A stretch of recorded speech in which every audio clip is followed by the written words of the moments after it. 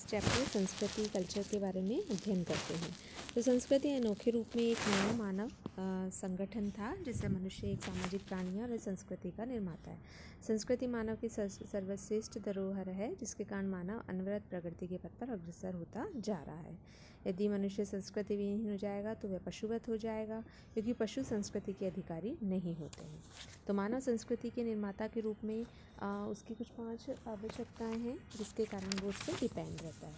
जैसे कि यह सीधे खड़े होने की क्षमता होती है, उसकी स्वतंत्रतापूर्वक घुमाए जाने वाला हाथ होता है, तीक्ष्ण केंद्रित की जाने वाली दृष्टि है, मेधावी मस्तिष्क है तथा प्रतीकों के निर्माण की क्षमता है। ये सारे गुण जो है मनुष्य में पाए जाते हैं जो उसे पशु से भिन्न करता है। तो क्योंकि मनुष्य है तो मनुष्य का एक जीवन जीने का तरीका होता है। मनुष्य के विभिन्न कार्यों को पूरा करना ही संस्कार कहलाता है। तो संस्कृति भी विभिन्न संस्कारों द्वारा सामूहिक जीवन के उद्देश्य की प्राप्ति कराती है, जिनके करने से मानव सामाजिक प्राणी बनता है। तो समाजशास्त्रियों ने संस्कृति को नैतिक, आध्यात्मिक, बौद्धिक उपलब्धियों के लिए प्रयोग करा है। इस प्रकार संस्कृति का अनेक अर्थों में विद्वानों द्वारा प्रयुक्त की जाती है और मानव को एक सांस्कृतिक प्राणी बनाती है। तो साहित्यकारों ने संस्कृति को सामाजिक शिष्टता तथा बौद्धिक श्रेष्ठता के अर्थ में भी प्रयुक्त करा है, क्योंकि समाजशास्त्रियों ने संस्कृति को नैतिक, आध्यात्मिक एवं भौतिक उपलब्धियों के लिए प्रयोग किया गया, बताया गया है। संस्कृति का यदि हम मानव शास्त्रीय अध्ययन देखें तो टायलर ने कहा था कि संस्कृति वह जटिल समग्रता है जिसमें ज्ञान, विश्वास, कला, आचार, कानून, प्रथा एवं अन्य क्षमताएं, आदतें सम्मिलित होती हैं। तो मनुष्य समाज का सदस्य होने के कारण ये सब प्राप्त करता है। उसी प्रकार मेलानोव्स्की ने कहा था कि संस्कृति विविध आवश्यकताओं की एक व्यवस्था तथा उद्देश्यात्मक क्रियाओं की एक संगठित व्यवस्था होती है। संस्कृति में व्यक्ति की शारीरिक, मानसिक एवं अन्य सभी आवश्यकताओं की पूर्ति करने वाले तरीकों को लिया जाता है।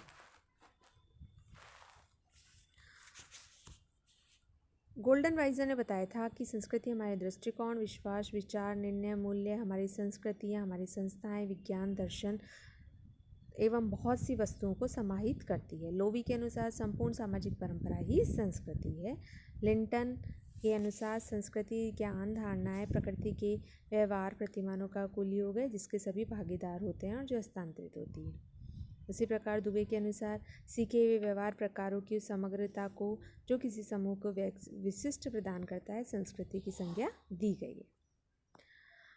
तो इसी प्रकार हॉबल ने भी अपने विचार दिए। तो इसमें सबसे महत्वपूर्ण जैसे टॉयलर और मेलानोव्स्की की परिभाषाएं थी। तो टॉयलर ने तो इसकी एक समग्र जो थी मानव शास्त्रीय परिभाषा इसे प्रदान करी थी। लेकिन यदि हम संस्कृति की समाजशास्त्रीय अर्थ में बात करते हैं तो संस्कृति क्या है, जैसा कि मैकाइवर व पेज ने बताया था कि संस्कृति हमारे दैनिक व्यवहार में कला, साहित्य, धर्म, मनोरंजन, आनंद में पाए जाने वाले रहन सहन तथा विचार के तरीकों को कहा जाता है। यदि हम एक शब्द में बोलते हैं या एक वाक्य में इसे बोले तो संस्कृति हमारे जीवन जीने का तरीका है, हमारे रहन सहन, विचार के तरीक़ों और हमारी प्रकृति की अभिव्यक्ति है। संस्कृति व्यक्तित्व से पूर्णतया संबंधित है तथा जीवन के प्रत्येक क्षेत्र में यह संबंधित होती है। इसी प्रकार गिलिन एंड गिलिन ने भी संस्कृति की परिभाषा दी तथा संस्कृति के बारे में बताया कि संस्कृति प्रत्येक समूह तथा प्रत्येक समाज में व्यवहार के ऐसे प्रतिमानों का समूह है जो न्यूनाधिक रूप से सदस्यों में सामान्य होते हैं तथा एक पीढ़ी से दूसरी पीढ़ी में हस्तांतरित होते हैं। यह बच्चों को सिखाए जाते हैं तथा जिनमें निरंतर परिवर्तन की संभावना बनी रहती है। तो इन सामान्य प्रतिमानों को संस्कृति भी कहा जाता है। संस्कृति में समाज के आंतरिक व बाह्य सभी व्यवहार आ सकते हैं जो कि पीढ़ी दर पीढ़ी हस्तांतरित होते हैं। रॉबर्ट बीस्ट्रीट के अनुसार संस्कृति वह संपूर्ण जटिलता है जिसमें वे सभी वस्तुएं सम्मिलित है जिन पर हम विचार करते हैं, कार्य करते हैं और समाज के सदस्य होने के नाते अपने पास रखते हैं। तो इस मत में संस्कृति जीवन जीने, विचार करने का तरीका है जो एक पीढ़ी से दूसरी पीढ़ी को हस्तांतरित होता है। इसी प्रकार यदि हम बात करें टालकट पार्सन की, तो पार्सन ने भी बताया था कि संस्कृति जो है वो मानव क्रियाओं के निर्माण में मौलिक है। इनके मत में संस्कृति मानव के व्यक्तित्व एवं क्रियाओं का निर्धारण करती है। उसी प्रकार फेयरचाइल्ड ने बताया था कि संस्कृति मानव के प्रतीकों द्वारा जो है वो प्रतीकों के निर्माण के अंतर्गत होती है। संस्कृति जीवन जीने का तरीका होती है। संस्कृति ही हमारे व्यवहार करने का तरीका है। हमारा वेशभूषा, हमारा रहन सहन, हमारा खान पान, ये सब संस्कृति ही तय करती है। और हम इसी के द्वारा एक व्यक्ति को दूसरे व्यक्ति से विभिन्नता ला सकते हैं, उसे हम अलग कर सकते हैं कि इसकी इस प्रकार संस्कृति है। पार्सन्स के बाद फेयरचाइल्ड ने भी इसके बारे में परिभाषा दी थी कि प्रतीकों द्वारा सामाजिक रूप से प्राप्त एवं संचारित सभी व्यवहार प्रतिमानों का सामूहिक नाम ही संस्कृति है। इसी प्रकार ब्रूम व सेलेजिक ने संस्कृति को सामाजिक विरासत कहा था। सभी समाजशास्त्री संस्कृति को समाज की धरोहर के रूप में मानते हैं। तो इस प्रकार जो है वो संस्कृति मानव व्यवहार करने के तरीके होते हैं। यह संस्कृति में विश्वास, विचार, प्रथाएं, कानून, आदर्श, कला, निपुणता आदि समाहित होती है। अब हम बात करते हैं संस्कृति के दो भागों के बारे में। तो संस्कृति के दो भाग हैं, भौतिक संस्कृति तथा अभौतिक संस्कृति। भौतिक संस्कृति के अंतर्गत मनुष्य के द्वारा निर्मित वस्तुओं को लिया जाता है जिसका निश्चित आकार होता है तथा इसमें मानवीय आवश्यकताओं की पूर्ति होती है। भवन, अस्त्र शस्त्र, आभूषण, मशीनें, आवागमन के साधन, संदेशवाहक के साधन, कृषि आदि के साधन सभी संस्कृति का भौतिक पक्ष है। सभी साधन जो मानव द्वारा निर्मित तथा मूर्त रूप में भी हैं भौतिक संस्कृति के अंतर्गत आते हैं। भौतिक संस्कृति की निम्नलिखित विशेषताएं हो सकती है। भौतिक संस्कृति मूर्त होती है, इसे मापा जा सकता है, यानी भौतिक संस्कृति मापनीय है। भौतिक संस्कृति संचनीय है, इसकी उपयोगिता का मूल्यांकन किया जा सकता है। भौतिक संस्कृति शीघ्रता से एवं परिवर्तनशील है। एक स्थान से दूसरे स्थान पर इनका प्रसार आसानी से होता है अतः इसे ग्रहण भी आसानी से किया जा सकता है। जबकि अभौतिक संस्कृति की बात करें तो अभौतिक संस्कृति में वे सभी बातें समाहित है जो अमूर्त हैं। कुछ समाजशास्त्री तो संस्कृति के अमूर्त रूप को ही संस्कृति मानते हैं। इनके अंतर्गत हम सभी सामाजिक तथ्यों को लेते हैं जिसका मापतोल किया नहीं जा सकता, जो अमूर्त होते हैं, जिन्हें हम केवल अनुभव कर सकते हैं।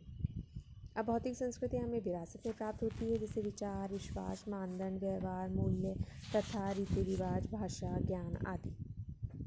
अभौतिक संस्कृति सामाजिकरण की प्रक्रिया द्वारा एक पीढ़ी से दूसरी पीढ़ी को हस्तांतरित होती है। अभौतिक संस्कृति की हम निम्नलिखित विशेषताएं बता सकते हैं, जो अमूर्त होती है, यानी जिसको हम देख नहीं सकते हैं, जिसे मापा नहीं जा सकता है, जिसकी उपयोगिता का मूल्यांकन प्रकट रूप से नहीं किया जा सकता है। अभौतिक संस्कृति जटिल होती है, इसमें परिवर्तन भी धीमे धीमे होते हैं। सांस्कृतिक प्रसार से इसे उसी रूप में ग्रहण नहीं किया जा सकता। अभौतिक संस्कृति का संबंध मानव के नैतिक तथा आध्यात्मिक जीवन से होता है। अब हम बात करते हैं भौतिक तथा अभौतिक संस्कृति में अंतर के बारे में।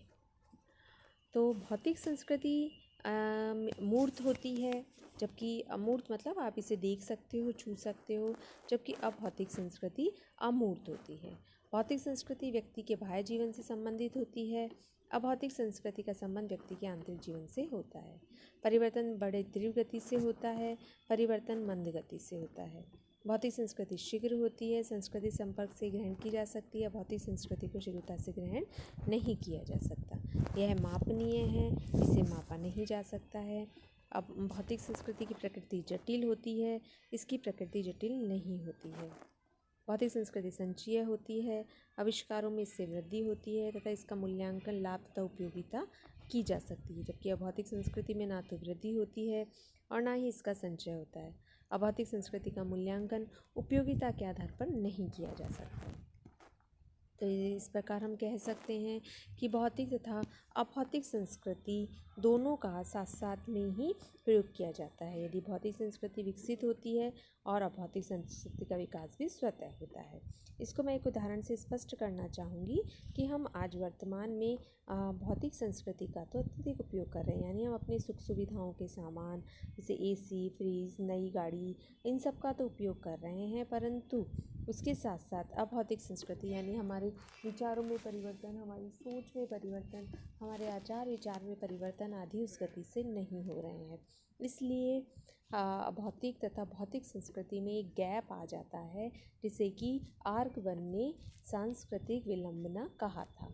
इन्होंने अपनी पुस्तक हमें सांस्कृतिक विलंबना के बारे में अध्ययन करा और इन्होंने बताया था कि संस्कृति के इन दोनों भागों में एक गैप आ जाता है, जिसे हम सांस्कृतिक विलंबना कहते हैं।